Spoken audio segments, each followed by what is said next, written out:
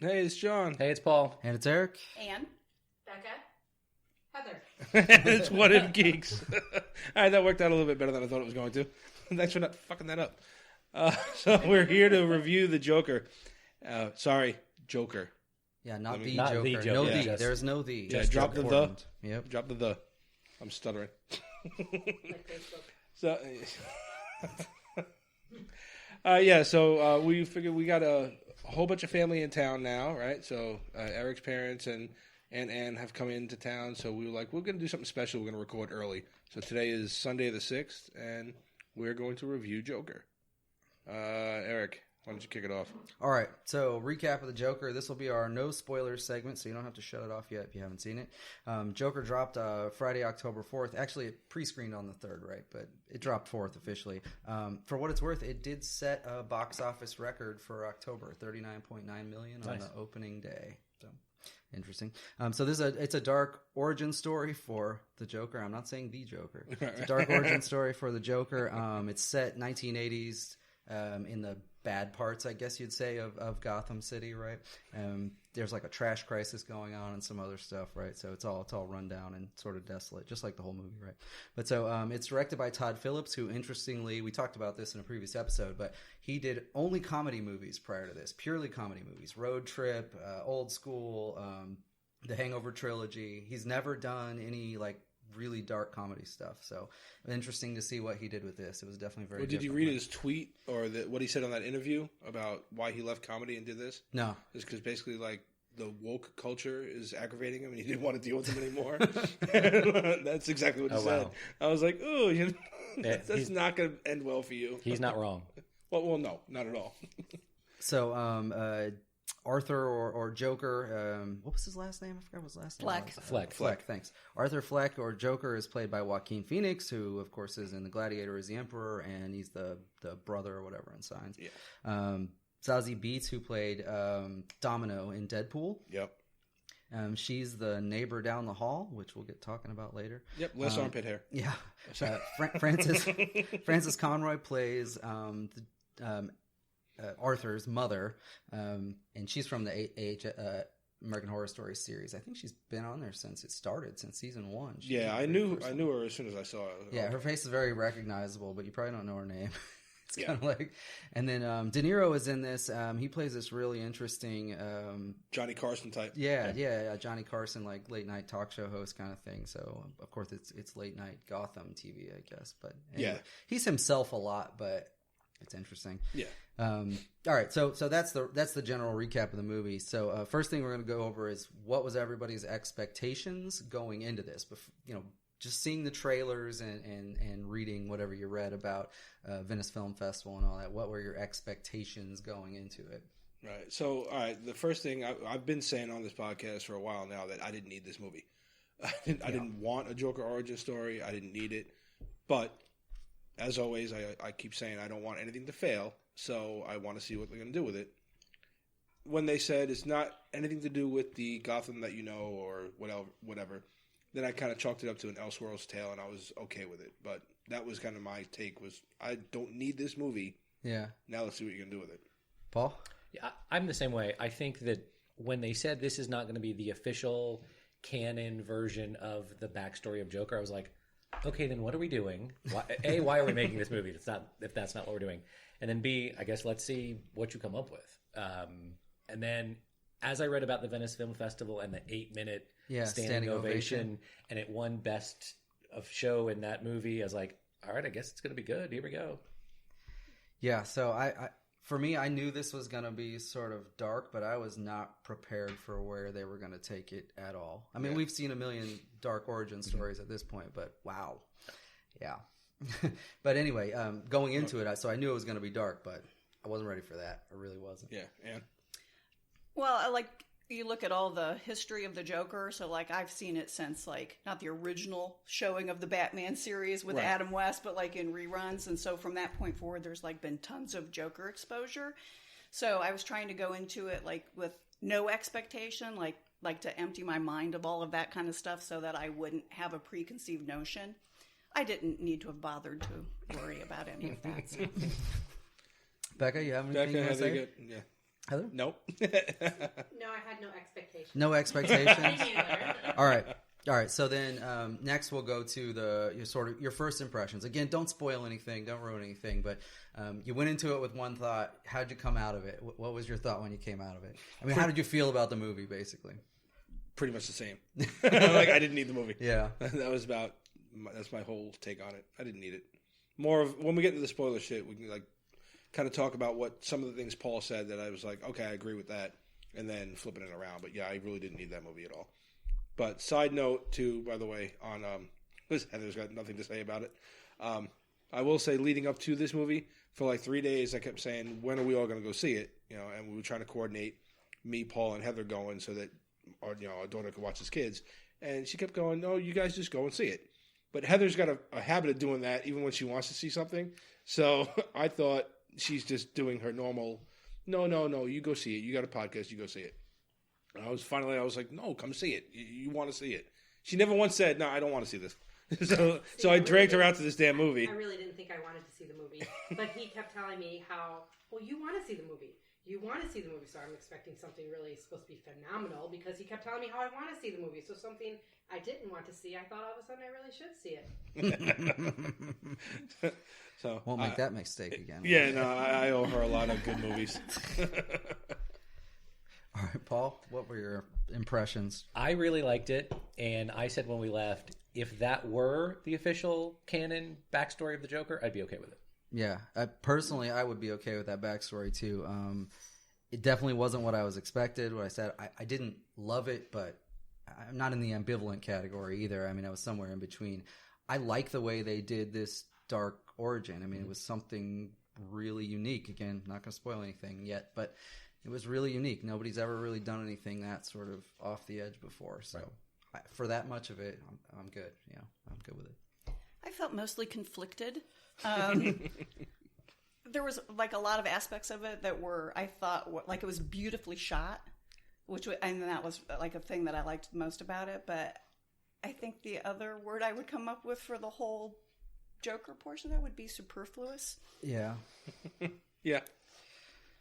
Can I understand that, Becca? How'd you feel about the movie overall? Without this episode should be video because the look on Becca's face this whole time has been perfect. I'm so looking at my face. I did not hate the movie, but I would not watch it again. You said when we were watching that you were uncomfortable for most of the movie, right? Yes, I was very uncomfortable. The way that it was shot, the acting, just kind of put you on edge and really made you feel, how the actor was feeling. So that part was good, but you could have done without it, though. What? I said you could have done without it. Yeah, I mean, being 2 hours uncomfortable on a Friday night is not generally top of my list. She's used to much less time uncomfortable. I have a couple girls I dated in college that felt the same way. Heather? Well, I'll agree. The acting was really good, and he played the part really phenomenally. I mean, to get into that character in such a disturbed way. Yeah. As far as my opinions of it, I have so much more stuff I could have done for 2 hours on a Friday night. Yeah. I enjoyed. And enjoyed, yes. And enjoyed. I did not like it. I won't see it again. I didn't like it at all. I've said to these guys after seeing it over the past day or two, whatever the hell it's been, that movie doesn't have the typical, there's like a rise to conflict and then it comes back down and things mellow out. It's like it starts with a shitty situation that just gets worse and worse and worse, and it just doesn't stop. It's like watching a train wreck. Yeah, I think so. Sure. It is in slow motion. Yeah. That's a really good yes. That culminates in the worst, sort of the most depraved villain DC Comics has. Yeah, there were a few moments of some comic relief. I suppose it was a couple very minimal, but it was input there just a little bit. Yeah, it was just when they started it. I mean, it was obviously sort of at this level of, oh man, that guy's got a bad life and he's got a shit situation, and you think maybe things might get a little bit better, and in his mind they do. I mean, from his perspective they do, but from you as the outsider watching, it's like, oh fuck, things are bad. It's relentless. Yeah, it is. It is watching someone downward slide from just sort of messed up to criminally insane. Absolute fucking madness, right? It just all the way to the bottom. So, would you recommend this for other people to see? Yeah, I would. Any caveats to that? Do they have to be DC fans, or you just say, "Hey, go for it"? No, because again, it doesn't have to necessarily have anything to do with comics, because it doesn't really. It's very, very outskirtish. Like, you see a couple of things in there, they're like, oh, okay, we'll get into that in the spoiler stuff. But outside of a few things they do there, and they say it's Gotham, that's it. I mean, okay, by the trailers, Thomas Wayne is in this, okay, so you know that much. But it doesn't have to have anything to do with. They could have named this, like we were saying earlier, I think Heather said, they could have named this Madman, and it would have been just another movie, But, you don't have to be a comic fan. And you would have different expectations going into it. Yes, absolutely. That's my key. Because no matter how much they say take away everything you know about Joker and DC and Batman, take all that away, you can't. You just can't. It's like saying, we're going to make a Batman movie, but he's not Batman. He's just a rich man who likes to fight people. And you just can't take that away. He could be president. Whoops. It's too bad Falling Down is already a taken movie title. That might work very well here. Totally. So, Paul, would you recommend it? Not to everyone. Yeah. Like, there's no way I'm taking my wife to it. Yeah. The number of Hallmark movies I would have to watch to make up for her seeing that it's not in balance. You'd have to be I think you have to at least be a comic fan. Yeah. And be okay being uncomfortable in the movies, knowing you're going to put yourself through that. Yeah, I think I would agree with you. I would recommend it to somebody who knows the comics and stuff, but to an outsider or even somebody that's just vaguely familiar, I don't think I would. And I think that's proven here in this group of people, because there's 4 of us that sort of know the base material, and all of us were either like, yeah, it's good, or it's okay, whatever, didn't need it. But then the 2 that aren't into this are like, what the what's wrong with this? What the hell are we watching? Yeah. All right. Ann? I don't think I would recommend it, and not to get into anything that'll spoil anything, but I said the word superfluous before, so I think even for like the DC fans, you're not getting anything out of this, really. Yeah. At least from my perspective, like knowing the storyline and everything, it's unnecessary. And to put yourself through, what was the running time? How long was our 2 hours and something minutes? 2:15, 2:13, something like that. That's a long time to be under that intense feeling, and it was like very visceral. Like, you're just uncomfortable the entire time. Heather, would you recommend it to anybody? I would not. Becca just got up and left. She'll be back. She's cooking. All right, so I think with that we can probably just jump right into the spoilers. And I think the first thing I've got to say... spoiler warning. Yeah, spoiler warning. Turn it off now. Yeah, just shut us off. Most of you have already shut us off. The only people that do listen to us are in the damn room anyway. So, I guess it's a good segue from spoiler-free to spoiler to kind of echo Ann's point. Something I read, and I wish I would have had my daughter send me this beforehand. A friend of hers wrote like a whole review on it. And posted it to Facebook, and it was decently written. Excuse me. But the thing that he said in there that made the most sense to me was, this movie seems like it says to people, this is an important movie, and you need to feel that it's important too. And it's not. Well, it's very like it's from very the critic message reviews heavy. And all the I guess media coverage or whatever it got, you'd think that anyway. Before you even saw the thing. Like they thought this was going to be like the movie of the millennia, and it's got this huge message. And mental illness is a big thing or whatever. It was very much an agenda. They were all trying to push from one side of the fence and really get behind this movie, and it's not that. It's just it falls flat pretty hard and pretty quick. But outside of that, because if they are trying to do the mental health, it doesn't go in a direction either. It's just he's crazy. Yeah, there's no help for him, and he's just going to stay crazy. Yeah, well, I think that's part of the point, though. Right. That's part of his spiral downwards. Is there is no way for him to get out of it, and it's not necessarily his fault, but I think they're trying to make it a little bit. Yeah, they did try to make you feel like he got a bad rap, and wasn't all his fault.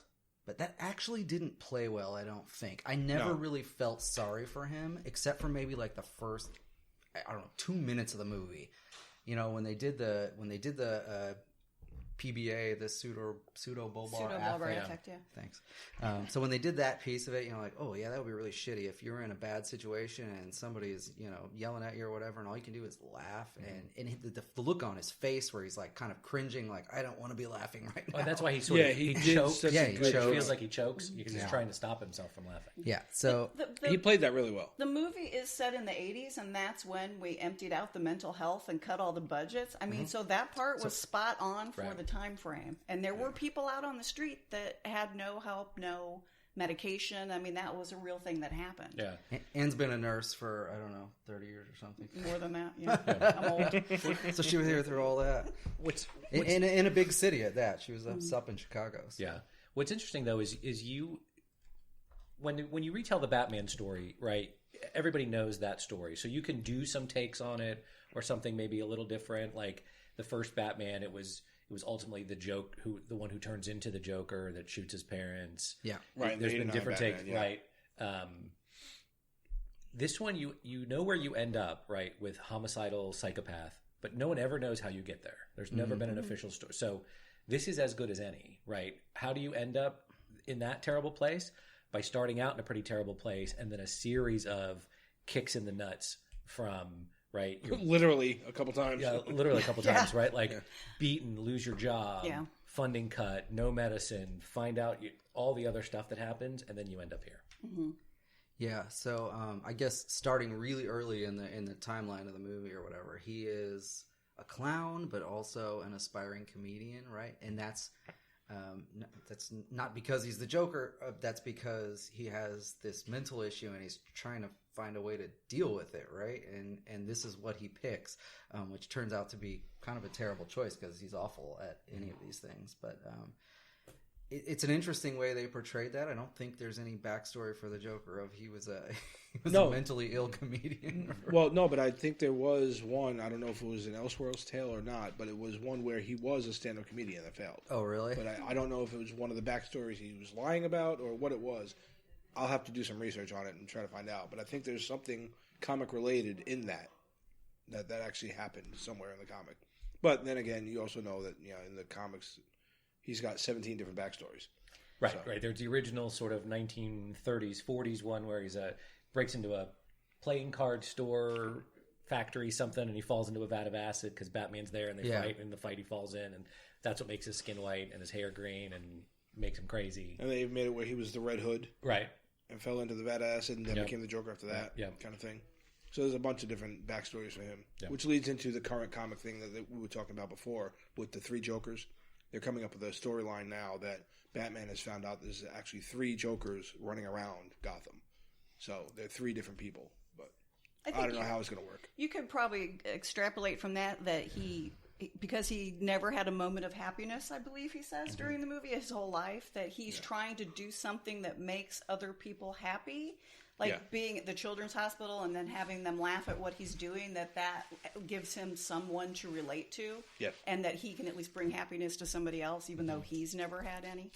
So. And he said the mom told him that his job was to make people smile. Yeah, so that was his purpose in the world. That's or whatever, what he thinks he's going to go be a comedian. Yeah. So just to go over it, I mean, he's got this PBA condition, right? He's on like 7 different drugs, which we assume are antidepressants when he talks to the healthcare professional. And he's using public mental healthcare services because he doesn't have any money and he has, a job that pays him nothing and he apparently isn't very good at it. And then he has all these wild fantasies, which they introduce in the show in a way that you don't necessarily realize it's a fantasy right away. And then it comes back and you're like, oh shit, okay, that was all in his fucking head. Now they do that in little segments like they did with the first one with him the Murray being show. on the Murray show, right? Yeah. Then they also do it in long segments that draw out through the whole movie and you see something over and over and you're like, oh shit, that was fake. That was all in his fucking head. And that kind of makes you wonder, I think this is a question, Paul had, right? Like, how much of the movie that you see is even real at all? Yeah. How much of it was in his head? Because they show you a few things. It's obvious. But there's some longer drawn out things. Like, how much of it really, really, really was happening? And they do it well, too. And I have questions about that when we get later into the storyline, because towards the end, because of the way that he is actually speaking, it made me wonder if the whole thing wasn't That's what Paul and I talked about, too. Yeah. And about an hour after we saw the movie, my friend from work that had seen it, we were talking about how much he liked it. Mm-hmm. He said the same thing. He was like, what if this entire movie was in his head? Yep. I was like, Paul just said that shit. Because there's tells in there Yeah. about when it's real and when it's not real. Yeah, and now since we're sitting there, since we're in spoiler territory, all right, you do the whole, first with the Murray show, right? Yep. He sits in bed with his mother to watch the Murray show. That's Robert De Niro. Side note on the Murray show, I thought the guy that played the Ed McMahon character was fucking spot on. Yeah, I thought it was Ed McMahon. I was like, how the hell Looked they a do lot that? like him, Yeah. yeah. It looked like him, so just standing on the couch, sitting on the couch laughing. He was great. So they show him on the show, and pretty much immediately, like, Heather leaned over and she was like, he's imagining that, right? And I'm like, yeah, he's got to be. Yeah, I think as soon as he gets called kind out. of like, yeah. Because that one's surreal, right? Because you can just see it's almost a dreamlike sequence. They call him out, they put the spotlight on him. Come on down here, and he hugs him, whatever. All the support. And they skip time too. He never got there, right? You never saw him. You going never see him from get there. the It's just bed immediate. anywhere Right. to get to the show, Right. which is funny because later when they're doing those fantasy sequences, they do show the in betweens, and you don't realize it's happening to you. Well, right, and with that first one, I mean, you've seen movies do that where it'll show him watching it, and then it'll cut to he's Requiem on for a Dream. Yeah. Yeah. So, from the I guess from a filmmaker standpoint, it was a subtle little shift there where you think maybe time passed. Then you realize, no, it's the same exact moment. He's just imagining it all, right? But then you get into the next sequence of hallucinations, I guess, or mental illness, where he's been imagining the neighbor. What's her face? Is Sophie. Sophie, right? He's been imagining her being supportive and then becoming a girlfriend or whatever. And then you find out later at the end of the movie, you see all those shots again where she was there, and then they immediately show you what really happened, and she wasn't there in any of those shots. And it's fucked up. But again, there's a way they do it is really good.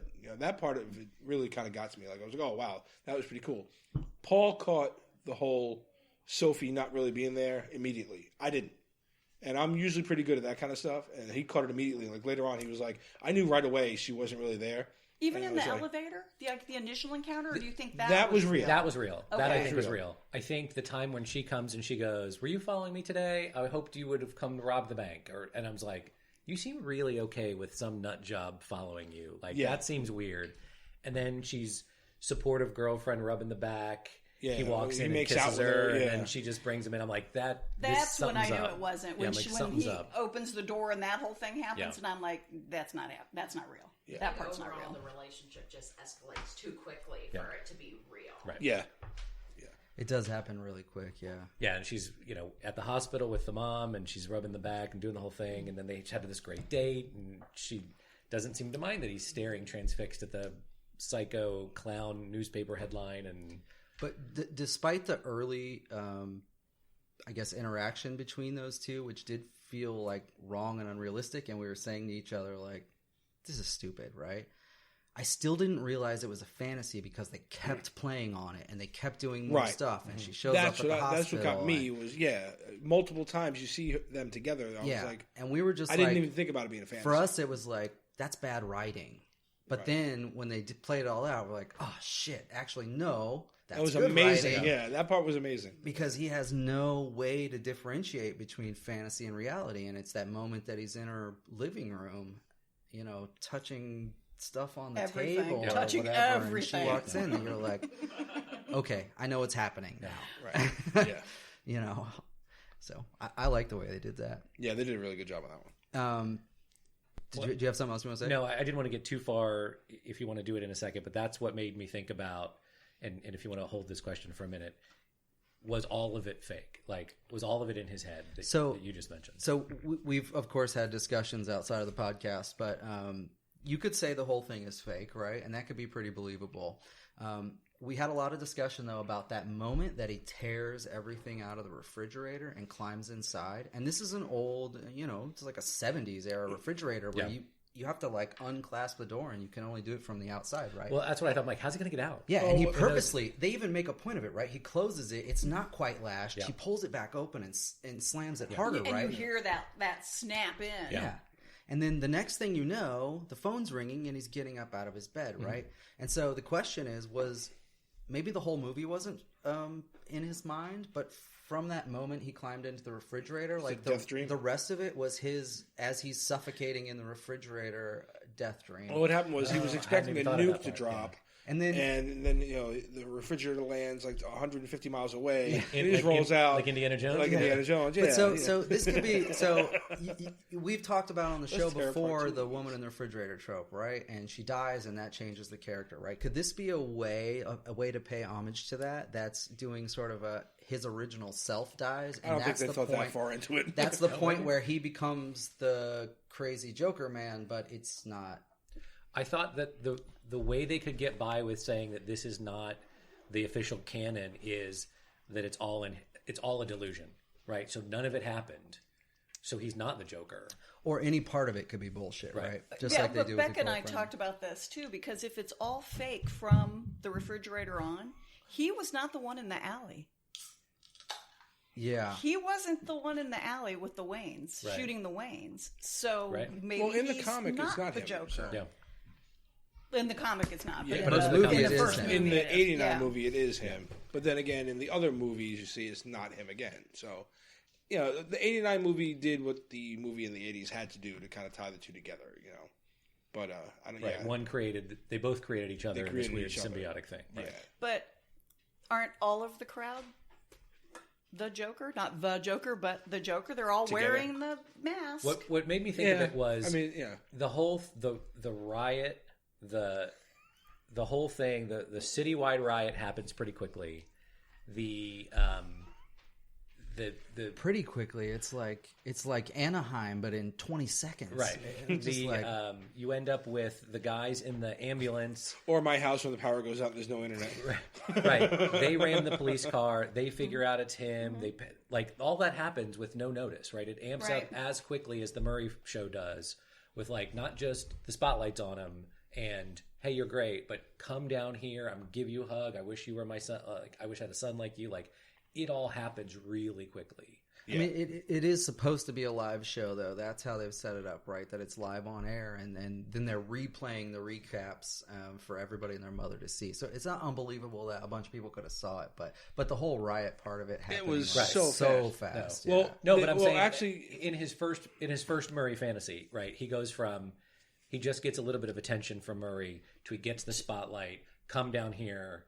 Then he gets the hug, and then they tells him, "I wish my son were like you." Right, so he's getting that whole thing that he missed out in his lifetime. The father, he's missing the father affection, being somebody being proud of him, that he counts or matters. Right, and now he's start of a movement, saved and worshipped now, essentially. Right, the middle of this cheering mob that are cheering for him. That's never happened in his life either. Right. Yeah, it definitely speaks to all of it happening in his head, and I guess that we can kind of revisit that at the end of this thing, too. But now, I don't think that if we get into it later, you just pop it open. We pop it open all the time. Yeah. I don't think the riot itself necessarily happens too quick because they're doing this whole from the moment he kills the people on the train. It's a thing. It's maybe a series of a couple of days or whatever that happens. You're already in a shit town, you know what I mean? So it's very quickly they go, hey, well, we all like this guy, and he did the world a favor by killing these elite people. That's where that mob comes from. They were doing a whole. Hold on, though. This is done for movie effect, but when he gets on the train when he's running from the detectives, the whole train is filled with people with clown masks. It's not like there's a few normal people in it. No, the whole fucking train. But it's been a couple of days since the murder, is what I'm saying. Maybe it's happened a little bit quicker than what would happen in real life, but we've seen this shit happen. Look what happened when cops are shooting people in the street and a whole mob forms the next day. You know, not to get political about it, but it happens like that in this. But this country. they already alluded that there was unrest already occurring Right. in the city, surely right? So there was was. already an undercurrent. They just needed the match, Right. basically. Surely there was, but keep in mind now, he lives in sort of the bad part of Gotham City, right? And that's where, in the beginning part of it, the riots and stuff are happening. But he goes downtown to go to this show, and then he kills the host. All and of then, Gotham has always been a Does he? cesspool. Though. Yeah. Does he go downtown? well, you know what I mean, though, right? Yeah, right, yeah. And so then he gets arrested there, and they're driving back, and the whole city, from the minute they leave that studio till the minute of the crash, it's like totally destroyed. It's like 1992 Anaheim. This is what the thing they're playing on, right? There's riots, people are setting everything on fire, but it's not just some section of town. It's everything. Yeah. It's everything the whole way. It's just all blown up. So maybe a little stretch. It's good for movie effect, but Yeah, like I said, it might have been a little stretched or sped up for how it would normally happen, but wasn't it in other Batman movies too? Like the one with Bane, isn't the same thing happening? It's riots. Oh, in they the take over street the and yeah. Bane takes over it the takes whole 5 minutes to take over Gotham. Yeah. Gotham sucks. I guess that's why they need superheroes It's and not all police, bad right? parts, Yeah. Eric. Well, yeah. Yeah. There are no nice parts of This Gotham. is why we live where we live. We're not in the city, okay? Jeez, Eric. All right, so I guess segueing off of that, there's a lot of undertones in this movie about struggling of the poor, oppression from the rich, all these people being societal outcasts and nobody wants anything to do with them. And of course, in this movie, although it's not part of the normal maybe Gotham thing, we're talking about mental illness too, right? And how those people are being mistreated. So I think, Paul, you had something you wanted to say about this. Oh, yeah, you were talking about... even though it's set in the 80s, does it really have a bunch of features of today, right? That was kind of the gist of the question. Put it the way you want to put it, man. I'm sorry. So you're reminded at times that you're in the 80s, right? Because you see the makes and models of the cars and the VCR and stuff. But the rest of it felt like it could have been today.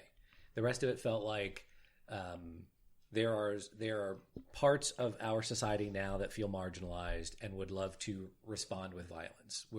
There's an entire, again, not to get terribly political, but there's an entire political party of candidates, like 20 of them running for president, all on this.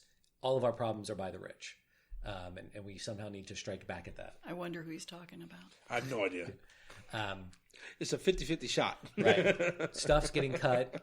Right. We're still having social cuts. It happens in the state of Florida. It happens on the city and county level. Cuts are still happening. And the easiest place to cut are to the sort of most marginalized, right? You just cut a little bit more health services or something else. We do sort of look past people with mental illness on the street. They're talking to themselves. Or there's a guy, when I worked in downtown Orlando, there's a guy who at first you think he's on his phone because he's having a very loud conversation, but he's talking into his hat. He's literally talking into his hat. And everyone just sort of walks by him. You kind of give a look, but most people just walk by. Yeah, I think Becca and I could attest to that. There are people on buses or trains that you just... Yeah. I grew up in New York, yeah. Yeah, exactly. The actual trope, that's real. Yeah. The subway system, yeah. So other than the reminders of what the TVs looked like in the VCR, this felt like it could have been today. Yeah. I don't disagree. I think you're right about that. I definitely... Well, I guess that struggle is perpetual, probably. It probably goes all the way back to, well, the birth of communism or something. Yeah. But yeah, definitely. But, I mean, it does play on a lot of present-day issues in a way. Yeah. And I hope that's not the way people are going to react. I think, side note to how people react, nobody got shot, right? You don't have any gaping holes? Okay. Everybody was worried that this thing was going to incite violence. None that I didn't have walking into the movie. Yeah. I've got all the same amount of holes that I had walking in there. Just in my soul. Yeah. Nice. Yeah. So relatively quick into the movie, or at least relatively quick from my perspective, you get his first sort of turn to madness where he decides to kill somebody, right? And I think in that case, it's probably justified, at least in some way. Those guys. When he's on the train. When he's on the train, yeah. So this will be the second time in the movie he gets beat up, but it's the first time that it's well, the other time is unnecessary too. It's teenage kids, but it's the first time that I felt like, well, shooting those guys might have been the right thing to do. I mean, they're beating the shit out of you on the train. They're beating them almost half to death. Yeah. Well, but the whole point of that was he was armed, and why was he armed? And we'll circle back around to that shortly. But he otherwise he probably would have just had to have taken it, like he's taken every beat down he's ever gotten his whole life, right? Yeah, and you can kind of even see it in his reaction to what he's done.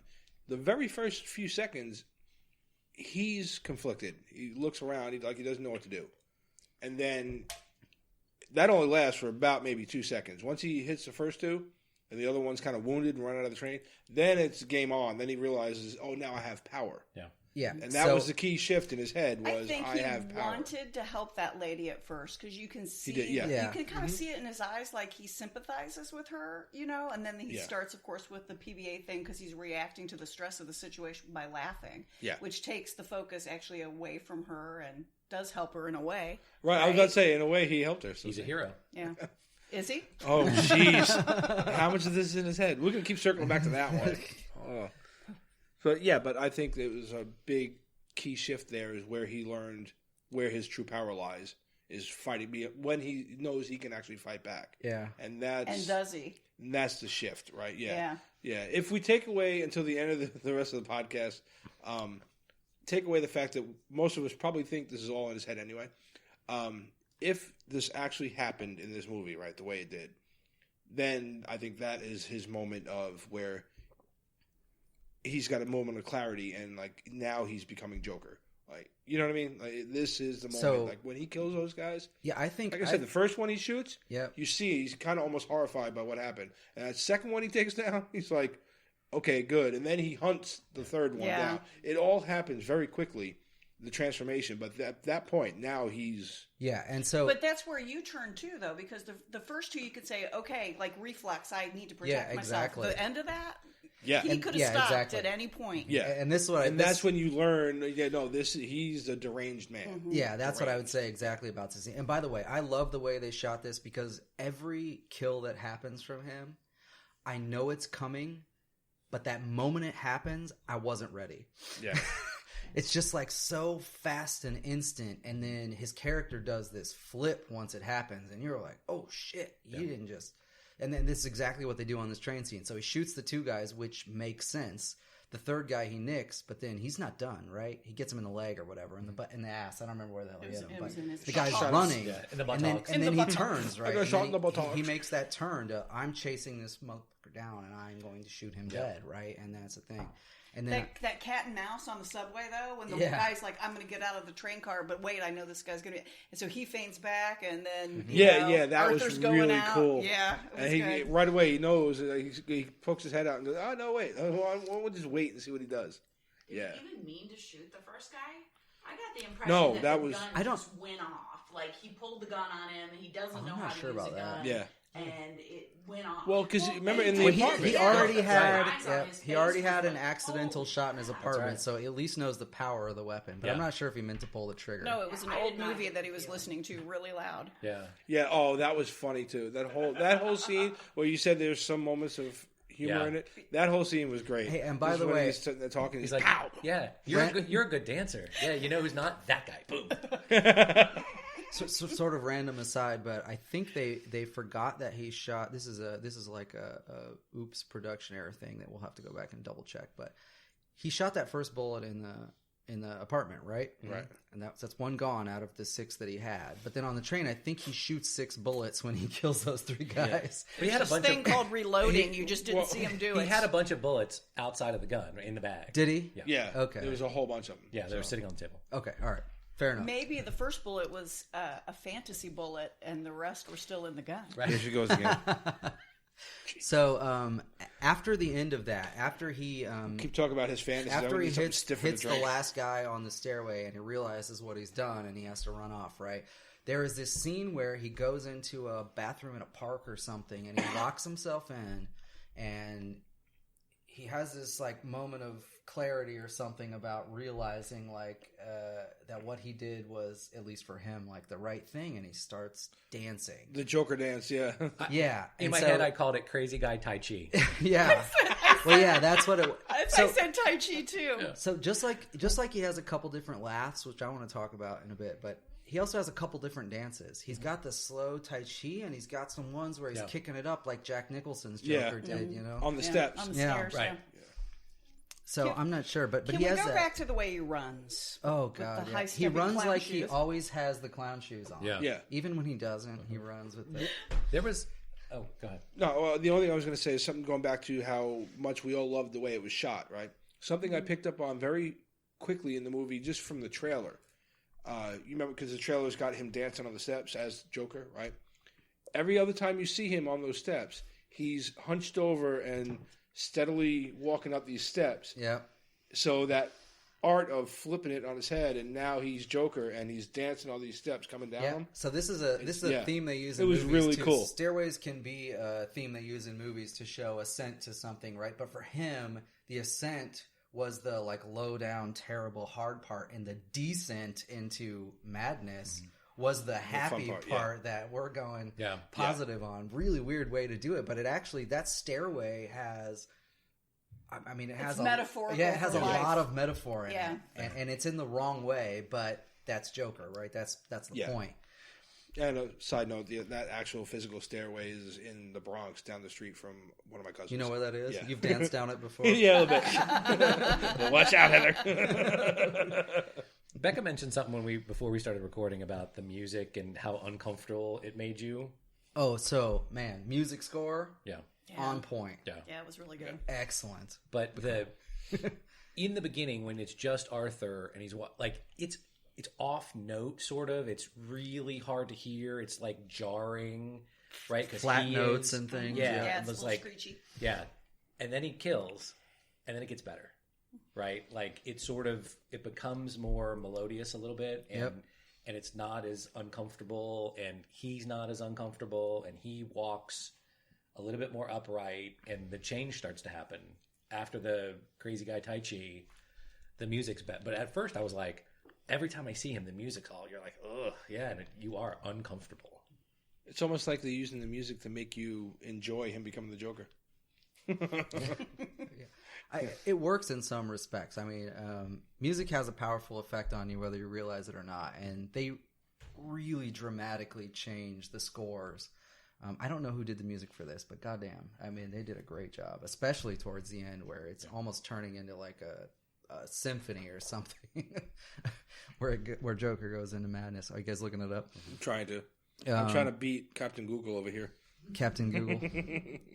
Yeah, so that last part where he finishes the Tai Chi dance and he's standing in front of the mirror with his arms spread out, it's like, okay, that's the moment that you know, Yeah. like he's luck with arrived that. at whatever he feels that he needs to be. We can't pronounce his name or something. Is that what's going on? Composer Hildur Guinada. Yeah, that. Gesundheit. Yeah, thanks. Wow. Those aren't even Roman characters. I don't know what's going on. Guinada. Sorry. It's Mr. G. Sorry. Well, fantastic Miss. job. It's Miss G. Oh, Miss G. My apologies. Yeah. Perhaps she's a little more in tune with emotions than the rest of us. All right, so Okay, we're good. Go ahead. Holy shit. Took 15 minutes just to get the thing started again. All right, so we left off with the composer. Go. yeah. So after that scene in the bathroom, his mother gets questioned by the detectives or whatever because they suspect he's involved in the shooting on the subway, and she ends up having a stroke, right? And I think he goes to see her in the hospital first, right? And his girlfriend, I'm doing air quotes here, is with him. And then he gets back to the apartment, and I think he starts watching that show again. Is that what happens? He starts watching that show again or something? The Murray Show? Yeah, but anyway, he's laying in his mother's bed, and he does this weird thing where he grabs her pillow and he pulls it over, and he's like sniffing it, which is almost a perfect setup for his mindset change to his mother when he finds out the truth. But it's also just this other bizarre thing they throw in there to like really deepen that mental illness. disturbing. There was some bizarre before that, though, because he's giving her a bath. Oh, that's true. Yeah, he Yeah. does give her a bath. I forgot about that. Yeah, and then he dances with her. But then, continuing on the saga of just how bad his life is, he finds out that, or the mother says, because he finds this letter that she writes to Thomas Wayne where she spills, he's your son. Yeah. And that's when I was like, oh, shit.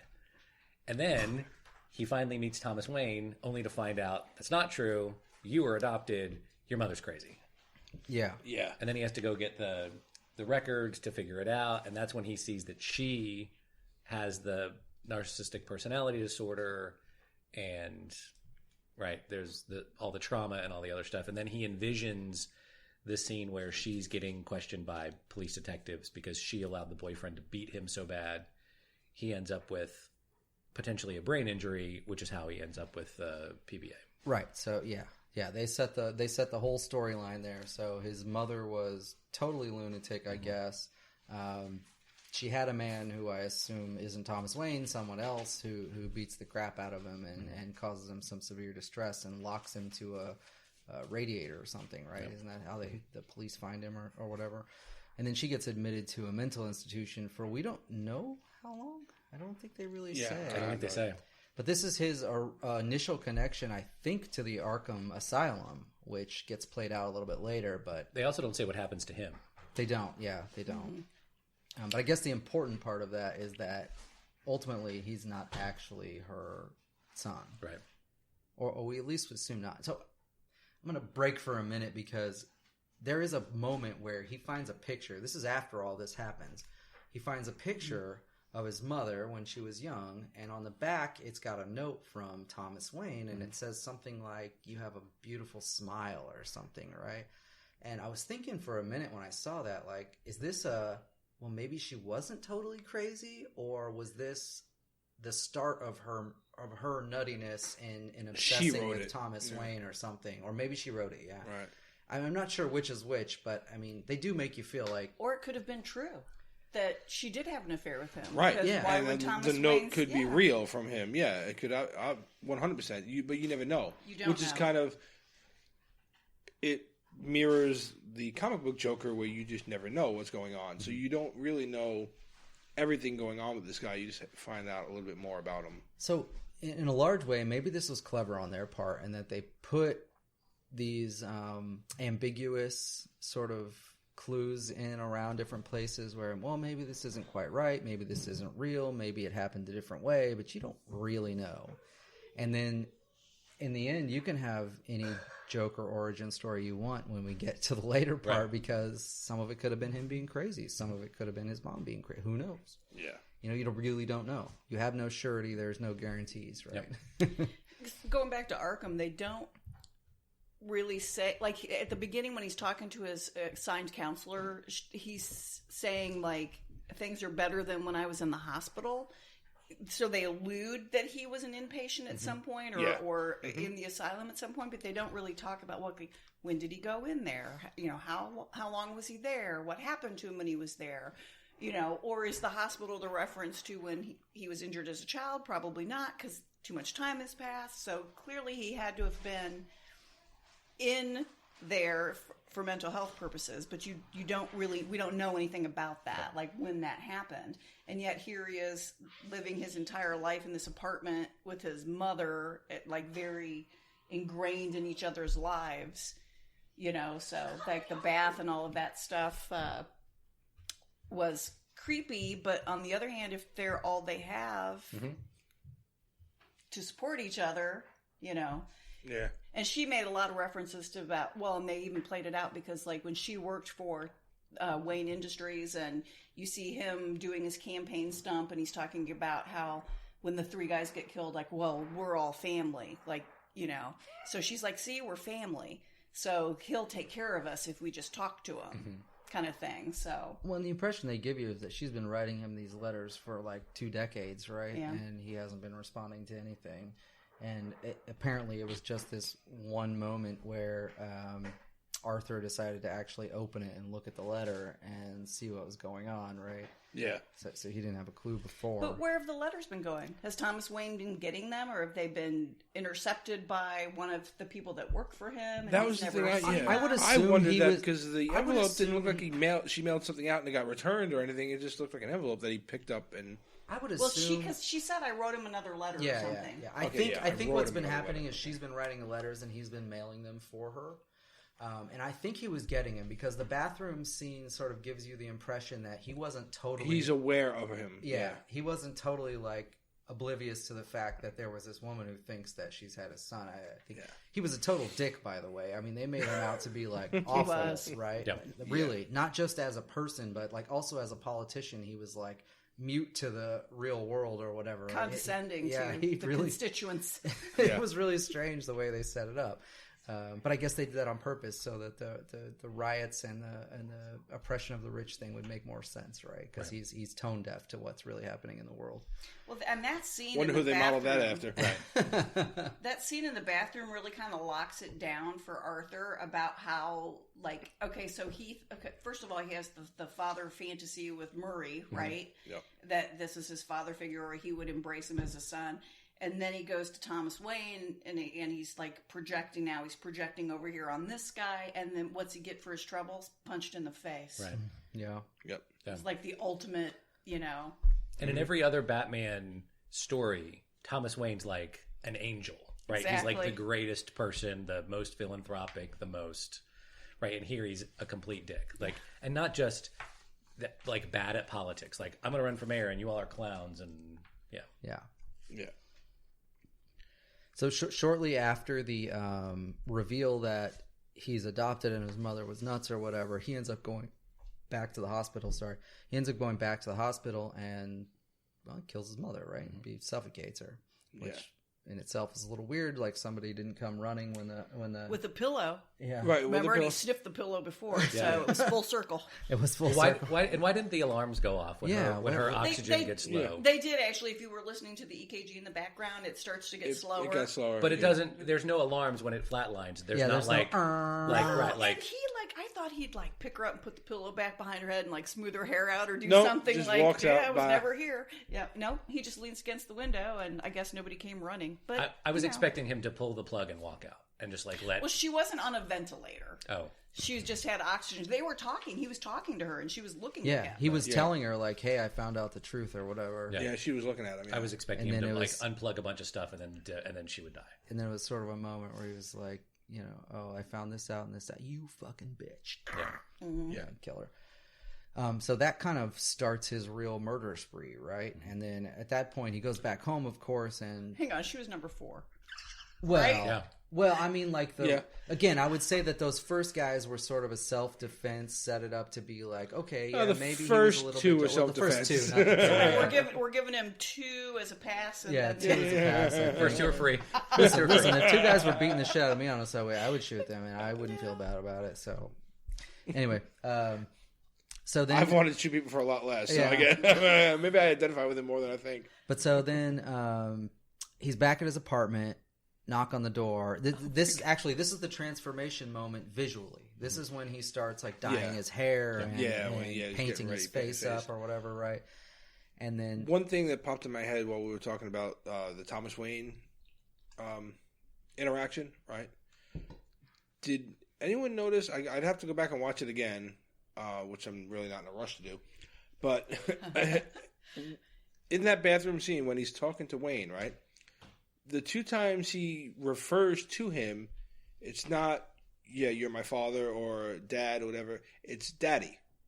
does he like say a that? child. I didn't even pick up on that. I didn't. It's yeah. I don't think he says dad either time. It's daddy, like he's a kid. Well, he's certainly not a mature adult No. at any point. But just to, again, just to play on, very well crafted to play on I've been looking for my father this entire time, and you're it. So my first interaction with you is like I'm a 5-year-old.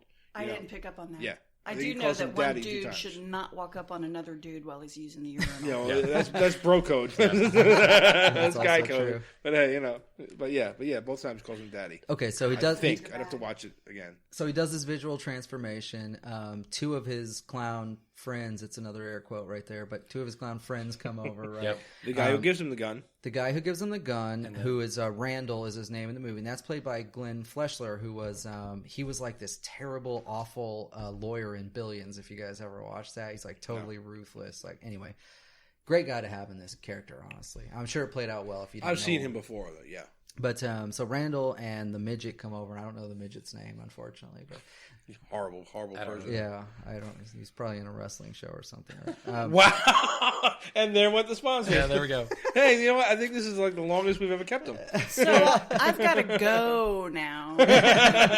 Yeah, so this part's great. So again, you almost knew he was going to kill Randall when he showed up, right? I mean, he had already had the transformation. He says weird things when they come in, like I'm celebrating, but then he's got those scissors in his pocket. He put them in there before he answered the door. But I still wasn't ready for that moment. He pulled them out of his back pocket and he jams the scissors in his ear and he pulls them out and he jams the scissors in his eye and it's like, oh. And he slams his head against the wall. Yeah, and then he bangs Repeatedly. not just once, like enough to flatten the skull, kind of. It's insane. And then the way they played the midget part out was so funny. This is one of the comic relief moments you talk about, right? That midget's like huddled back in a corner. What am I supposed to call him? Short person? Sure, yeah. Little person. Little person. All right, so little person. Sorry, I'm gonna get there. So, this I'm over here cringing. This vertically challenged gentleman. So he's hiding back in the corner, right? And this possibly male person of short stature. It's fucking of 2019. short stature. You're assuming his gender Yeah. too. Holy shit! This thing's going down in a heap. All right. So anyway, so he's hiding back in a corner, right? And Arthur says to him, like, "I'm not going to kill you, man. You're free to leave." You're the only one that was ever nice to me. Yeah. I won't hurt you. I never hurt you. And that actually holds up well with how he's been. He's killing people that have sort of fucked him over or caused his life. But anyway, so the what am I supposed to say again? Little person. The little person. The little We person. only knew the man's name. If we had I know. I would I just didn't call know him by ourselves. I would call him by his name if I knew. Call him Gary. Fuck it. Call him Gary. Anyway, he gets over to the door, and when they had come in, he had locked the chain, and the chain is like 4 or 5 feet up on the door. He can't reach it. So he gets to it, and he can't reach it, and he has this moment, like this epiphany moment of like, oh my God. He won't turn around either. Like he reaches his hand up a couple of times and he won't turn around. And he's like, Arthur. Lee. There you Okay, go. Lee. Thank you. All right, Lee. We will no Thank you, longer Heather. call him any other term but Lee. you. So Lee gets to the door and he can't open it, and then he doesn't want to say anything, but he realizes he's got to say something. I mean, it's now or never, right? Arthur, could you please unlock the door? And Arthur just goes, oh yeah, okay. Sure. Yeah, no problem. I'll go do that for you. But then he messes with He then smiles, messes with him. too. But Yeah, he he sort does of say opens and then something closes to it him, again. Yeah. I totally thought he was going to kill I him did at too. that point. I did too. We forgot the other one because when he's at the hospital and the cops are trying to talk to him, and then he finds out that they had talked to his mother, and that's what made her have the break there, the event, the stroke event. And then he's like, "Well, I have to go in and take care of my mother." And they say something to him, and he goes, "Yeah, I'm a real clown." And he gets up and he walks straight into the door. Yeah. That was And then he's like waving his hand up above it for the censor, and Like then they're it's an like, exit, "It's you exit asshole." only." Yeah. You know, so that was unexpected, but it was fun. Yeah, that funny. part was funny. It was just adding to that character's angst over everything too. But Going back to Wee Lee. yeah, so I think somewhere shortly after that, we have the fridge scene. I think maybe, and then he gets invited to come on the Murray Talk Show, which For real. we think is no, for that real. happens this time. before he kills Randall because he Does tells those guys, "I'm going to be on the Murray show tonight." He's already been Oh, invited. he does say yes. that. Yeah, you're right. You're right. Well, in any case, the next thing to happen is for him to go on the Murray Talk Show, right? And Now, mind you, they're bringing him on there because they're laughing at him. Because they had been Yeah. laughing He at had him. that moment in the comedy club that he bombed, Yeah. and which he knows, but I think he forgets when he gets the call at first. No, I feel no, like I don't think he he's did. ever so? forgotten it. I think no, because he walks in there with that plan. He was very like when he's talking to them, like, "And who is this?" And what?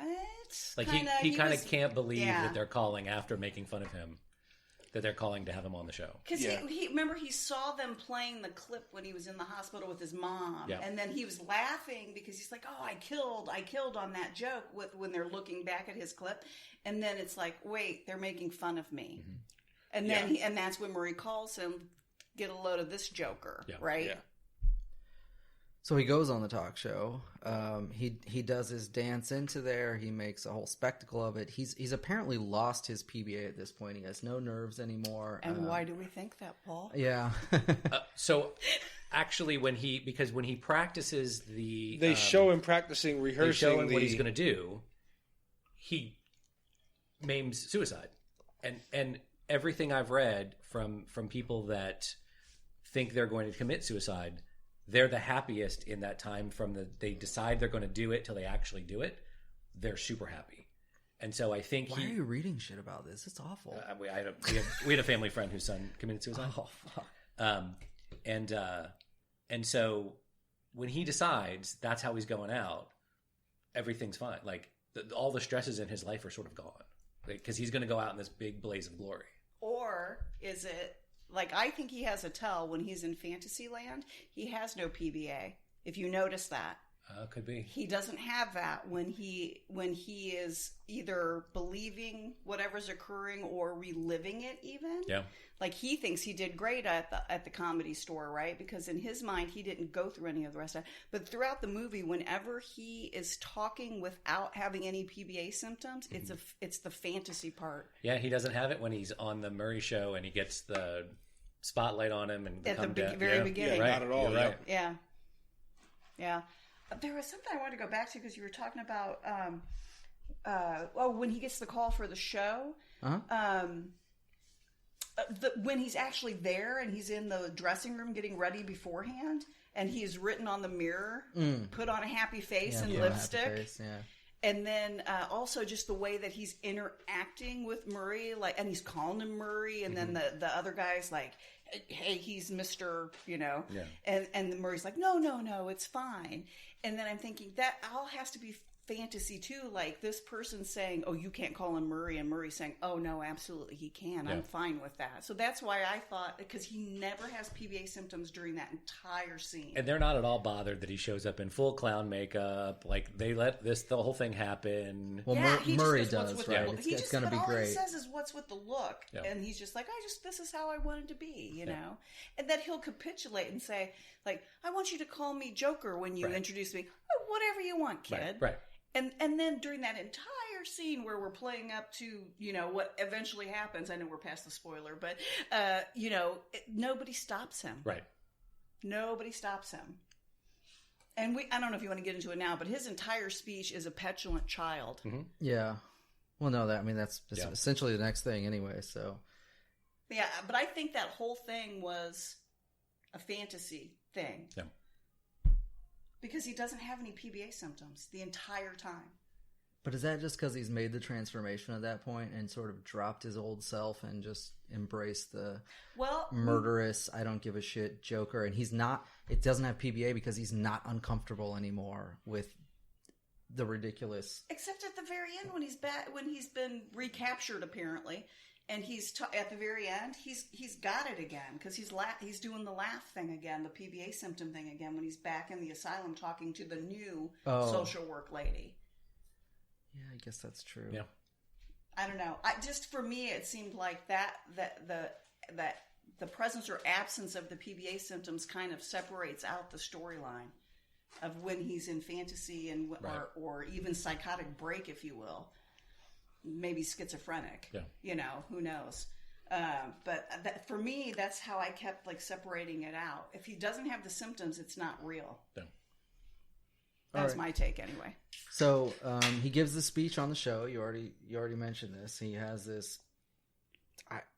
It was certainly not convincing to any of us, but the idea is it's supposed to be convincing to the crowds of protesters or whatever that are running around the city. Right? First of all, poor Dr. Sally, who I don't know if he Frenched her or not, but geez, I don't know. Her arms were frozen in position for a couple minutes after that. Oh yeah, and was she not a perfect Dr. Ruth? Yeah, totally Dr. Ruth. It was between her and Ed McMahon, it was amazing. Yep. Yeah. And the Ed McMahon guy is like, "Are you okay?" We should start a Me Too movement. Right. So anyway, he gives that speech. Any commentary on the speech other than, it's just... I said he was a petulant child. Yeah, it's just sort of Same. raging madness. It doesn't... Right. It was even his tone, though, in the delivery. It just sounded like a child. Like, no, I get to say this or whatever, and... Yeah, this is my time, and you're going to listen to me. Yeah, but that was the other thing. It's like, nobody stops him. Nobody stops him, but Murray Murray's egging him on, Well, he's treating him like a child, though. He's like, so you think blah, blah, blah is you okay. think this is okay. Yeah, that's true. Yeah.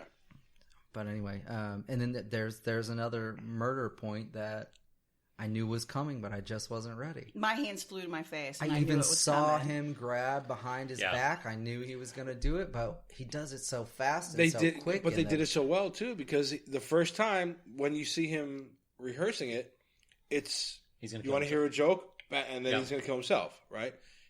So when they go back to that on the show, and he's like, you want to hear a joke? He pulls out the joke book first, which is when you were expecting him to pull the gun out. Mm-hmm. So then they've already subconsciously set you at ease, like, even though you still know it's coming, you're like, all right, well, he already pulled the joke book. You know what I mean? Like, little subtle ways they get you to kind of relax for a second. And then, they nail you with that shot. Yeah. You're expecting him to kill himself. Right in the face, brain scattered on the sign behind him or whatever. It's just like... all over his own name. Yeah. So I really wasn't... I knew it was coming. I just... wasn't ready for that second. I wasn't ready for that. Did you like the way he kept saying Murray whenever he was talking to him? Like, Yeah. Like making fun of him, talking down to him. Yeah, exactly. Like, you did it to me, now I'm going to do it to you. Mm-hmm. But like you said, it was very much childlike in his delivery to, like, well, no, you picked on me, now I'm going to pick on you. And now it's my turn, and you're going to deal with it. And it's kind of how he dealt with the whole world. There was a lot of that, because he talked about, like, if this happened to me and I was on, you'd step right over me, right? Like I don't exist. I'm not visible to anybody. And I think that's one of the reasons, like, he was so gaunt in this, like, movie. Like, he lost a ton of weight, right, to play this character. When you're looking at him sideways, he's you can almost not see him. It's just, and I think that was all, like, part of the invisibility that, like, feeds into the madness, perhaps, that, like, Joaquin, like, embraced that and, like, hey, I'm going to take this to the extreme and, like, really try to be invisible. Except it was sort of disconcerting, like, as you're watching the movie. Yeah, it made him more visible in a way, at least to the viewer, Well, because it was almost painful to look at him, like, as a viewer. It was the most painful to watch him dance around in his tighty whities. Yes, it was. But it made perfect sense, too. Yeah, like we were talking about. Right. You don't see a guy like that in, like, boxer briefs. Crazy people wear tighty whities, I mean, you can see every rib and every, like, tendon. Heather cringed next to me when they first showed, like, his back. Like his shoulder blade. Yeah, he's got something weird. He did something to his left scapula or something, because that was not anatomically not correct. There was some sort of injury that occurred there. Point of view. Yeah. She's already diagnosed him. Oh, he's got... All right, so he apparently hangs out at the... studio or whatever until the cops come get him. Yeah, they cut to him in the back of the cop car. He doesn't even seem upset. He's actually smiling as they're driving down the road, and he's seeing all the riots and the shit on fire, and he's like, look what I did. Content as could be, right? And he's loving it. And I think that's the point where the I guess this will be the one day infamous scene plays, but that we've already all seen before, right? With the alleyway, and right, and so. And the first thing that happened is they break him out. I thought it's simultaneous. The ambulance hits the police car. T-bones the car. That happens first. The crash scene happens first. Well, it's kind of the crash hits, and like then it's back and forth. A taxi goes flying and turns upside down. Yeah, there's multiple shit. It's like cut scenes from a riot, right? Like you see these guys have what looks like either flares or something is flying, and cars are burning and flipping over, and the whole town's going crazy. And then at the Zorro movie... It pans to the Zorro movie, and then it pans back to this part, and then cuts back to, Zorro the Gay Blade. Yeah, I asked Eric if he picked up what movie was playing, and he didn't, and I'm like, totally 80s, that's where Paul nailed it. Paul was like, it was Zorro the Gay Blade, not Mask of Zorro. Yeah, it's supposed to be Mask of Zorro, but yeah. No, that happens first, because that's how we know he's not the one in the alley, because he's on the top of the car by then. Right. It cuts back and forth a couple times right there, and then you see them pulling him out of the car as that one guy is coming around the alley. And So the whole part where when the car crash happens or the ambulance crashes in, and then the guy gets out of the ambulance and he's kind of like walking behind the car, right? Like he's like, oh wait, this guy's in here, right? I thought the shot was really cool because like the clown face mask is just kind of floating right around, like, you know, panning around and then coming in the window. Yeah. And then somebody else is helping him. But I thought it was like a really creepy sort of like Jason in a mask kind of. Yeah, you don't know if they're going to kill him in the it. car or pull him out or I whatever. had actually wondered Then if, you realize if they're they emulating didn't him. intentionally smash that cop car because they knew he was coming from I the think they live did. showing. That's what it was. I think at least a handful of them, because mind you, by this point, the only thing I can't marry up time-wise is all these people are already riding in the streets, unless they're watching TVs in a storeroom window, then how the hell do you know it's him? You know what I mean? Because they were doing that exponential shot of all the coverage, and it was like a couple TVs, and then it was bigger. Yeah, because they've all been out in the streets doing that whole riot while he's on the Murray show. So that was what I was talking about with how, like, they, granted, probably not in a day or so, but they organized that whole thing pretty quick, and they're all out there while he's on the show.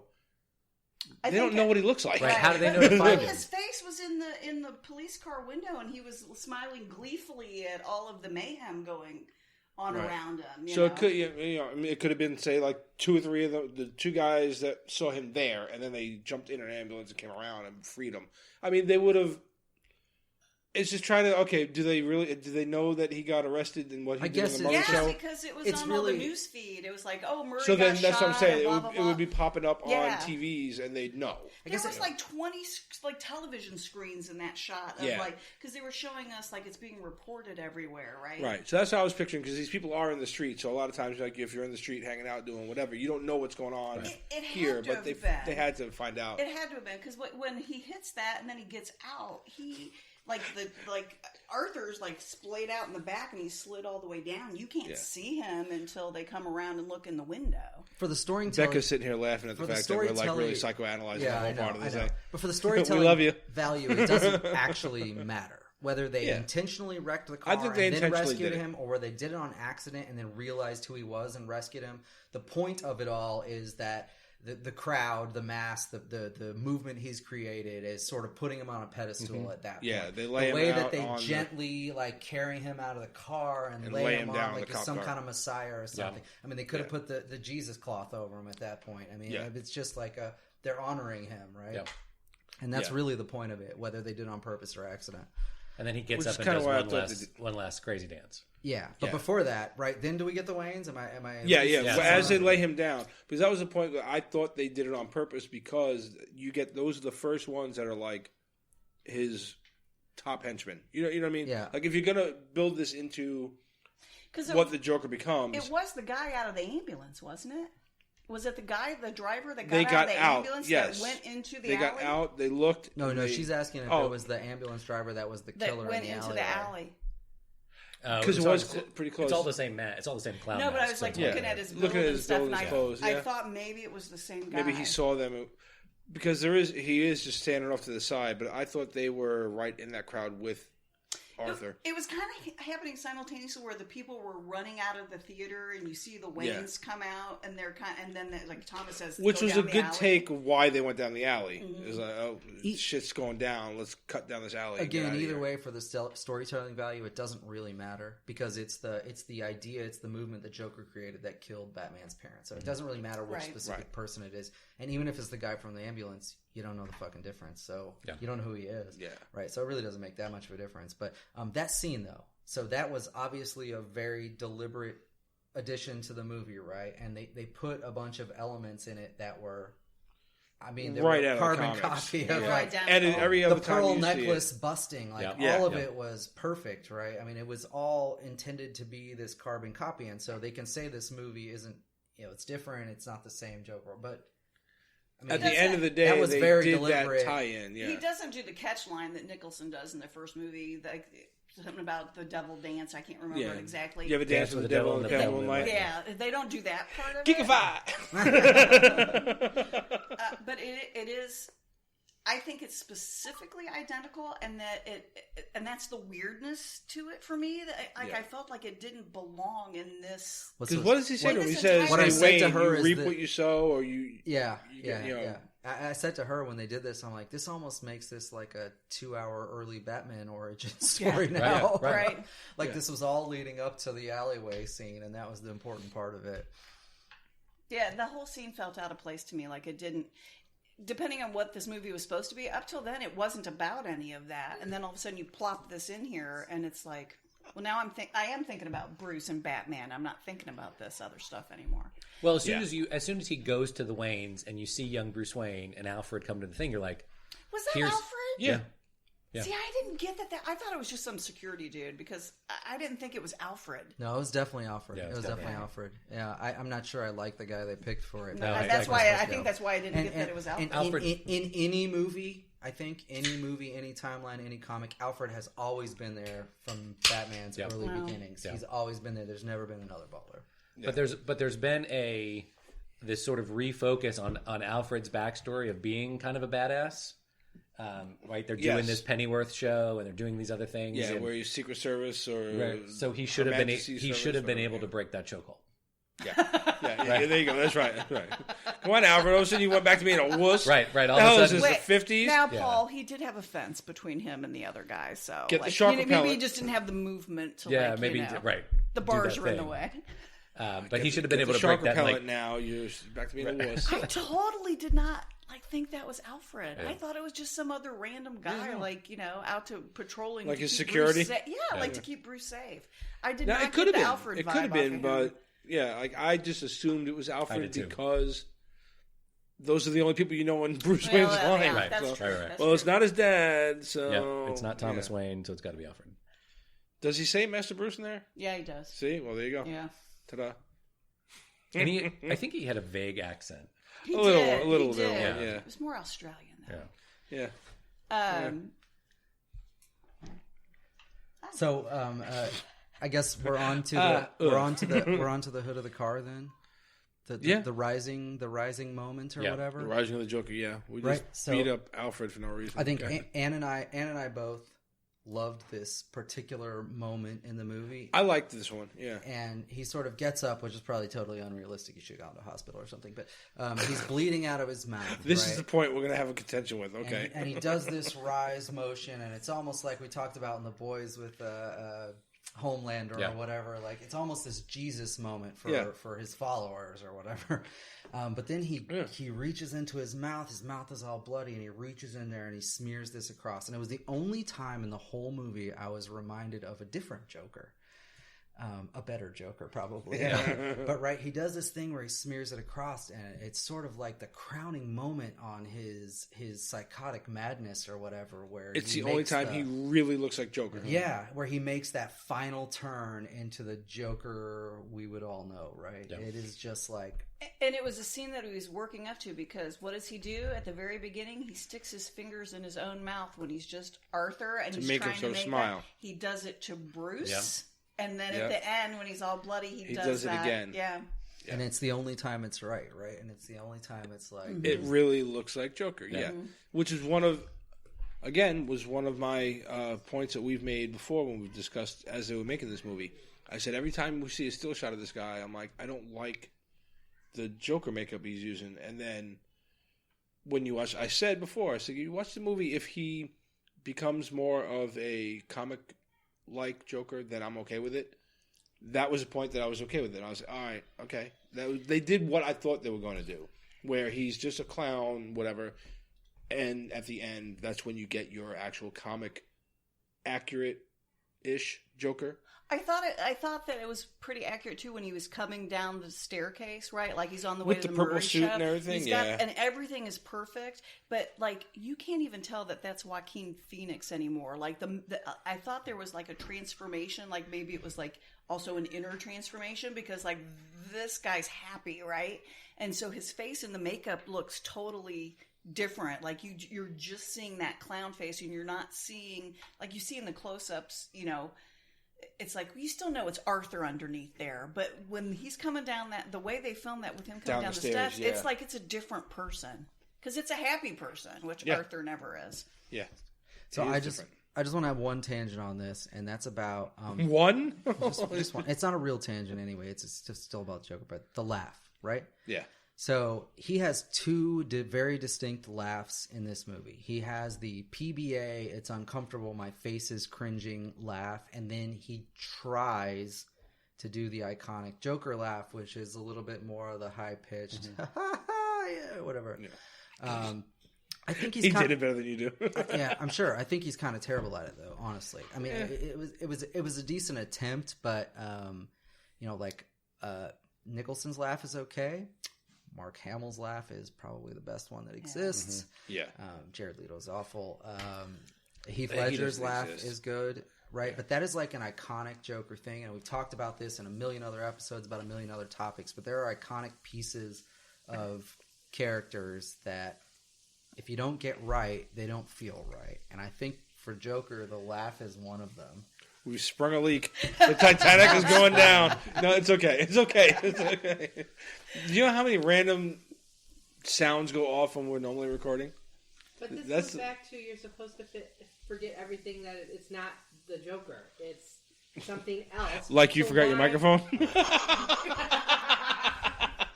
Get it closer to your mouth, please. If you're It's not the supposed first time I've said that.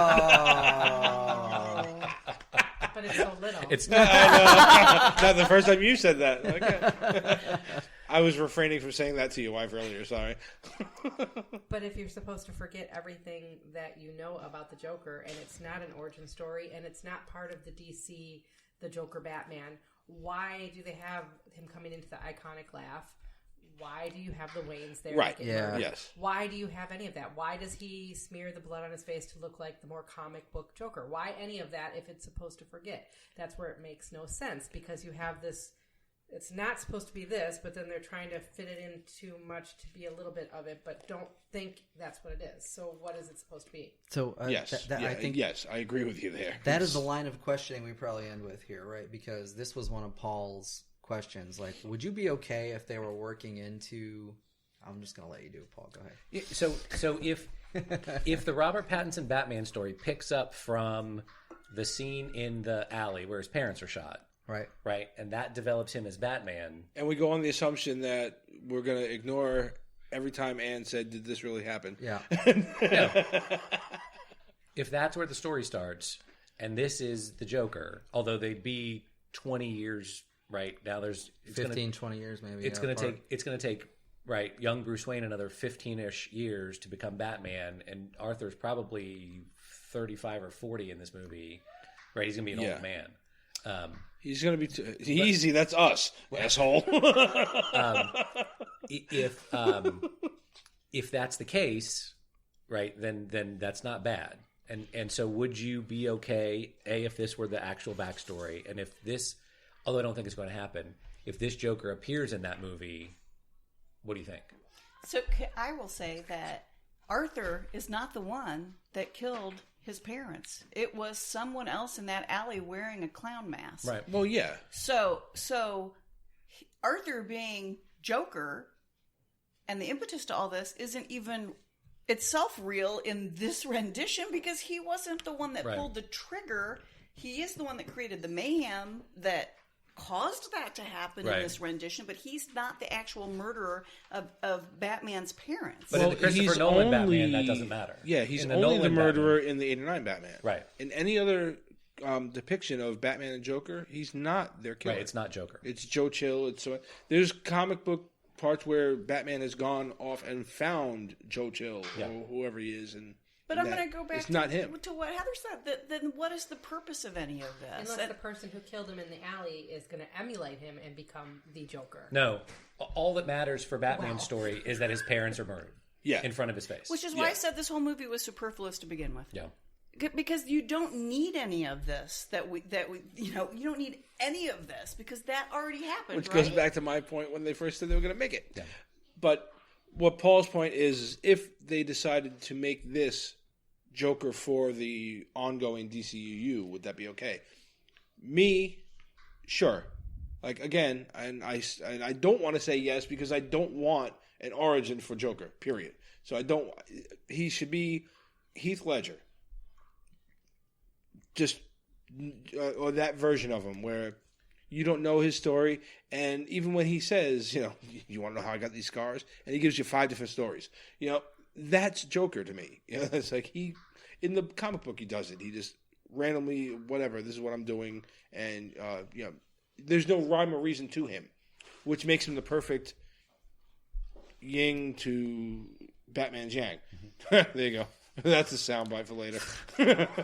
What do you know about Batman's yang, John? This episode has to be titled Batman's Gang. Yeah, they could be the subtitle. It's going to be titled "How Many Noises the President Made in the Background." But, so in the comics, is he constantly getting caught? Because yeah. this guy's constantly getting caught. Yeah, Arkham thrown into Asylum. Arkham. Yeah, him going to Arkham Asylum is a actually regular thing. important to other stories that emerge. Everybody ends up there though in Arkham. Yeah. That, and fights Batman. They all end up in there. Yeah. another side tangent we can get on another episode is how horrible Arkham Asylum is at keeping these assholes in this place because they don't. Or at doing anything, right? And that's why one of the things that made me think about is this all just a sort of delusion? Is you see how gross Arkham is when he goes to visit to get his mom's file. The CGI on that entry shot, that was great. Yeah. Did you like that? Yeah. I'm like, that building looks like it's really there. It was really cool. And the elevator that he's in and the hallways, and you can feel like an old institution place like that. But the place that he gets interviewed at the end, when he says, "I was thinking of a joke, you wouldn't get it," that place is gorgeous. Gleaming white. Yeah, Gleaming it's like white. It's like clean and serene. Right. It very much leans itself to it's all in his head. In there's not a single depiction of Arkham where any part of it's glistening white. Yeah. Mm-hmm. So I wonder if he's somewhere else and he envisioned the entire thing. Mm-hmm. That's why, because he comes out of there he's still a killer because he comes out with blood on his shoes, but right, or at least we think at least we think he does. Yeah. But it's all the walls are white, the floor is pristine white. He's wearing white, like nobody was dirty, and so that's why I was like, I didn't think it was Arkham. I mean, it almost has to be, but I mean, I get what you're saying. Yeah, they made it all serene, and it was like a dream sequence in the clouds or something. Right. It's really weird. But he does have his laugh back. He does have his uncomfortable. He's got the PBA symptom laugh back. Yeah. But then he apparently kills her, and he gets some confidence again, and then he's running from. Yeah. Anyway, I don't want to see. I don't care if he's the next Joker iteration in the movies, but because I don't want to see Robert Pattinson's Batman. I'm going to defend him for now until I watch more movies with Pattinson in it. I'm just going to defend him for now. I think he can do it. We'll find out. Did you like Water for Elephants? I haven't seen Water for Elephants. That's back to your other podcast. When he said that, you were talking about, he's been in 10 or 12 movies since then. He's got some good acting chops. And Eric just goes, Water for Elephants? Like, incredulously, I was laughing out loud. We'll figure it out with Pattinson. But I think, honestly, with the timeline, though, he just becomes too old. I mean, Nicholson was way older than Keaton when they did the originals. That doesn't really matter that much, does it? You don't know true age. When you actually watch, all right, go back to the comics. Not that you can tell how old Joker is because of but the he fell in chemicals a and vat shit. and got discolored. I mean, for Maybe it this is a extended better way his- to at least do the transformation. Right? Batman's not really aging Right, but they look either. closer in age than they would. I don't know. I mean, you can do it. It just, So I don't know. forget about the age difference. Here's my one gripe. Joker, in pretty much all the iterations, is a criminal mastermind. He is intelligent. He knows how to get around things, how to avoid the bat, how to fuck with people. Is this that guy? No, Is this not at all. Joker the criminal mastermind? There's no fucking way. He could barely tie his own shoes, I feel like. This Joker is spree killer. Yeah. Like walk into a movie theater. I should have said that. But like, even when it's he okay. kills Murray, aren't you surprised he didn't kill anybody else? Like, why Yes. didn't he get Ed McMahon and Dr. Sally or shoot some of the, Yeah. I was surprised that he limited himself to that. Like, He's- why was that That all was he very needed? methodical. He was Yeah. specifically going for Murray because Murray is, the Heath Ledger Joker, that thing had plans and redundancies and other stuff. And right, he has one guy sneak in the thing into prison. He's like, "Oh, my stomach really hurts." And they pull out and And it's a phone. Yeah. Yeah. He's like, is that a cell phone? Yeah. That was amazing. He had plans and backups and other You're right. This Well, guy that's does why not I have was that. asking, like, if he's like, is he getting caught all the time? Because Arthur's getting caught constantly. If he's the Joker, like, he's already been, he was caught the first time. but I mean, they suspected him. He gets caught by Batman later on. The not by non-Arthur Well, no, but Joker I mean, gets like, caught by Arthur- Batman, gets put in, and he's a genius. He's going to get out eventually, and when he wants to. In some cases, Right. he's sitting there on purpose Yeah. because he's got something else scheming. Yeah.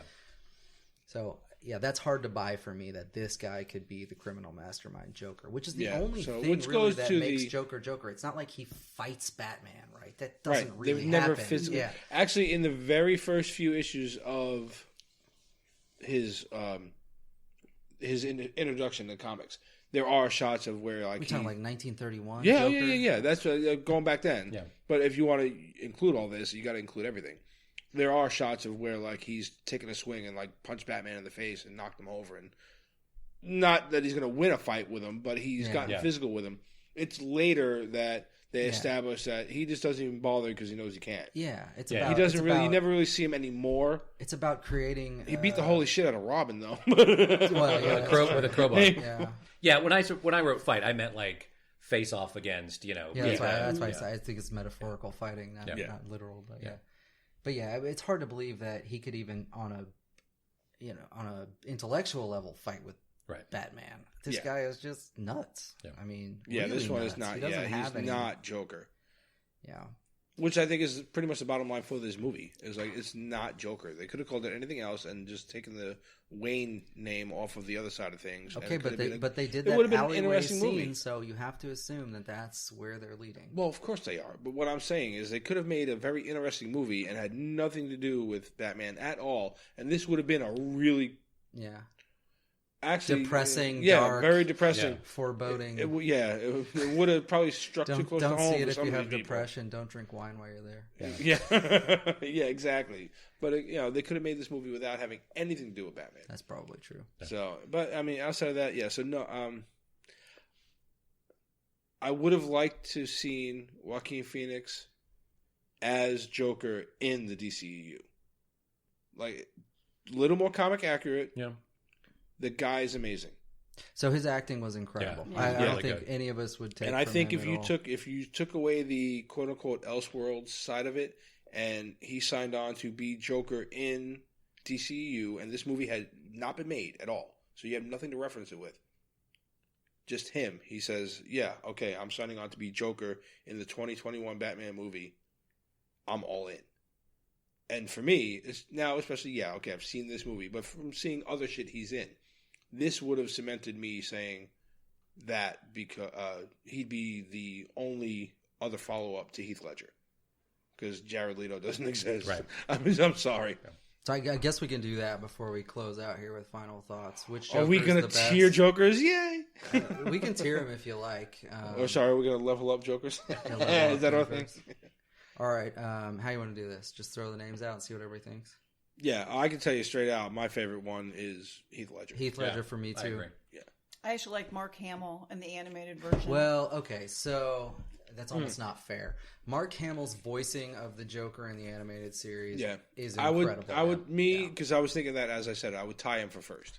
But he also has Two very different takes on it. 30 hours of on-screen time with the Joker, and nobody else got that. It's almost unfair to compare him to anybody else. The animated series should kind of be separate from the movie. Yeah. But I'll agree with you. Mark Hamill's voicing of the Joker is And as far as comic accurate, you can't touch. Everything else took aspects of it. Hamill's Joker is the comic Joker come to life. It is. So let's say feature films. Yeah, Joker. Yeah. Heath Ledger. Where are we? Heath Yeah. Ledger. I Okay, think so it's we're all on hands top down with perfect. Heath Ledger. My next favorite is probably Get off of him. My next favorite is probably Nicholson. Actually, Jack Nicholson. No agreements there, huh? I love Nicholson. I liked it. Yeah. I think he runs almost neck and neck with Heath Ledger, except it's a different.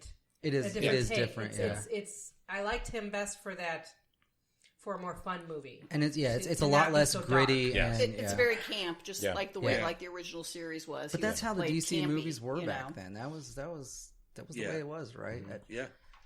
It's tough for me. A conversation for a Go ahead, different Paul. day, Go but ahead. I love Keaton's Batman too. He's one of my favorites. Oh, yeah, I love Yeah, that. I agree. I'm Heath Ledger. I'm probably Joaquin Phoenix next. and then I'm probably Jack. Yeah, that's kind of where I lean. I liked his portrayal, and again, like I said, if he had been given a script that it was more comic accurate, I think he would have killed. So yeah, I really do. I like him a little bit better than Jack, just because I like the darker elements of the Joker. Mm-hmm. So I really loved what Jack did in '89, and that take on it, the giggling mobster kind of he was great. So this is, I guess you can take this question differently when you say you're tearing the Jokers or whatever. The way that Joaquin Phoenix played it, the acting, I mean, I'd put him right up there behind Heath Ledger, right? But then if you're talking about the actual Joker story that they made and who the Joker is and comparing it back to comics and stuff, then no, he's much lower for me. So yeah, and that I would agree. Are we with. talking about when the we hit the middle of the road, or are we just talking about the actors? When we hit the middle of the ranking, for me, I flip-flopped the two of them, and for that exact reason. For the dark portrayal of that version of the character, I liked Joaquin Phoenix better. But then for accuracy, I liked Nicholson better. Yeah. So I guess then this is pretty easy, right? So there's only two characters left for any of us. And so where does Leto sit? I think everybody agrees it's on the bottom. Yeah. Oh, well, we forgot Cesar Romero. He's above Leto too. Cesar Romero. Oh, yeah, you're right. See, he's above Leto too. Nicholson was pretty much mirroring Romero's performance, I thought, to a large degree in that movie, and like kind of keeping that original the way it was, pulling it from the old TV series into the movie franchise.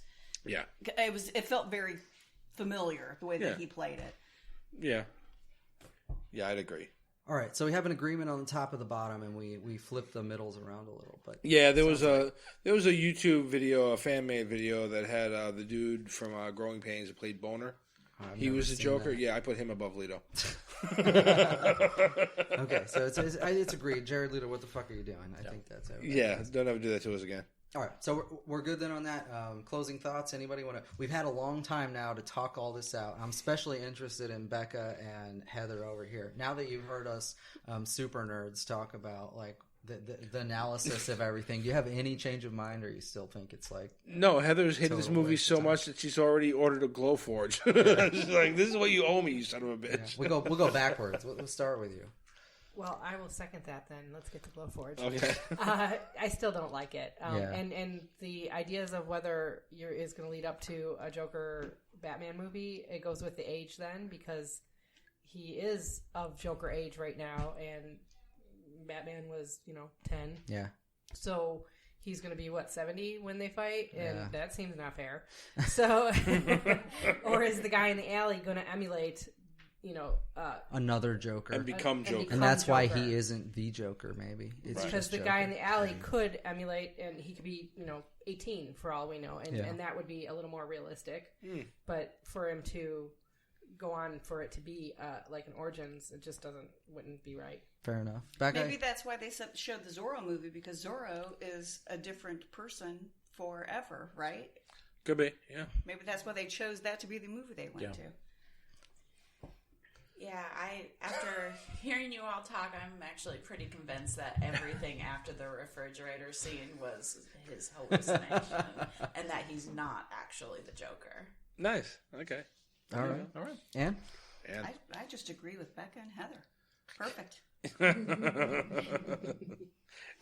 She says garbage. Done. Garbage. Well, I like this film for what it was. I give props to Todd Phillips for trying to go really dark and gritty and weird and off the normal track. Yeah, that's right. Especially once that woke culture comes for you, just go somewhere else. Whether it plays into a bigger timeline of DCU, I don't think it's going to. I don't think it's going to. I'm not sure that it's there. And again, I wouldn't necessarily recommend it to anybody outside of Batman fans. But yeah, I agree. But I mean, I guess. Again, it's a divisive film, and it's shown here, so it is what it is. You're either going to love it or you're going to hate it. No, now we're at spoiler territory, but I mean, the bottom line is you're either going to like it, you're going to hate it, and that's without actually putting anything out there. That's like I don't know. I guess it's what it wanted to do. Yeah, it was very divisive, so I think it did what it set out to do, but there was a very like, what did you call it before? Visceral. Visceral. Yeah, it was very. It's superfluous. Yeah, Take it's choice there. shot for the moon and it kind of missed a little bit, but you know, Well, we've said for this me. before. Like, just because you can do something doesn't mean you should. Right, and there you go. That's how I see this movie. Just because you could do it doesn't mean you should have. But you know, hopefully, if you enjoyed it, cool. If not, there's nothing else. Right, we're good. Paul hasn't given his final No, thoughts. yet. like sorry. I said, I liked it. Skipped over Paul. I liked it for what it was, which is a telling of a potential Joker. Here's how you could end up with someone becoming the Joker. And then I think if you follow the either everything after the refrigerator scene or all of it is a psychotic delusion, that you can honestly say, no, he's not the Joker. He just made that. Some crazy guy just made that whole thing up. I'd be okay if this was the Joker origin, maybe not, you know, a crazy guy with a bunch of bad stuff happens, descends into madness, and becomes a psycho killer. Yeah, I totally get that. And so that's why I liked it. All right. Well, there you go. So the whole panel's indecisive. But that's the whole movie. So go watch the Joker, or go watch Joker. Sorry, and I will never get that right. Go watch Joker and hit us up and let us know what you think of the movie. We'll see. We'll see how it turns out. It's already winning in the box office, so we'll see how that goes. But hit us up. Tell us what you think. What you thought of our extended cast. And comment. Let's go. Let's start another discussion. WhatIfGeeks.com, WhatIfGeeks@gmail.com, Twitter, Instagram, Facebook, smoke signal, Right. telephone. All right. Good night, Tony. Good night, Mom. Good night, Ann. Good night, Chris, Jake, and Alex. You guys want to do a good night? Yeah, do a good night. All right. Yeah, they Let's say do good night. nights. Good night to the podcast. They're done with us. All right. Good night, everybody.